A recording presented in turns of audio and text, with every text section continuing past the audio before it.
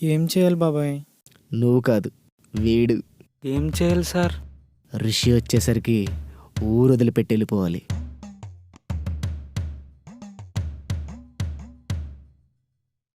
ఏం మాట్లాడుతున్నావు బాబాయ్? అవునరా, తెలిసే మాట్లాడుతున్నాను రా. వీడు చిన్నప్పటి నుంచి నా ఇంట్లో నా కొడుకుతో పాటు తిరుగుతూ ఉంటే నా ఒంట్లో తేళ్లు జర్లు పాకినట్టుండేది. వాడి నుంచి వీడిని ఎలా విడదీయాలా అని ప్రతిరోజు ఆలోచిస్తూనే ఉన్నా. అందుకే చదువు పేరు మీద అండి పట్టణానికి పంపించేశా. ఇప్పుడు ఆడు తిరిగి వస్తున్నాడు.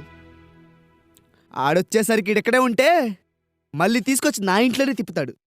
చూడు, రేపు వచ్చే ఎలక్షన్లో ఆడు ప్రెసిడెంట్గా నిలబడబోతున్నాడు. ఆడు తిరిగొచ్చి నీలాంటి అవుటోలతోటి కులం తక్కువలతో తిరిగితే రేపు వాడి రాజకీయ జీవితం ఏం కావాలి?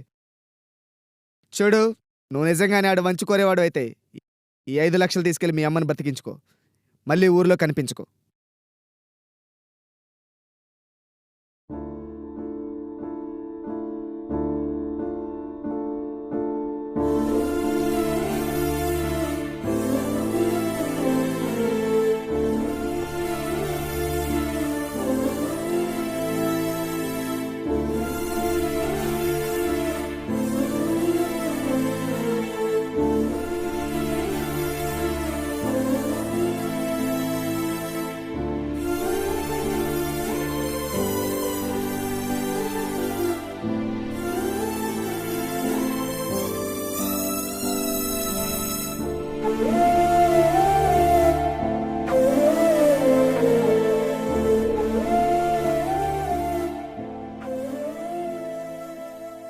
రిషికి చెప్పనని మాట ఇవ్వరా?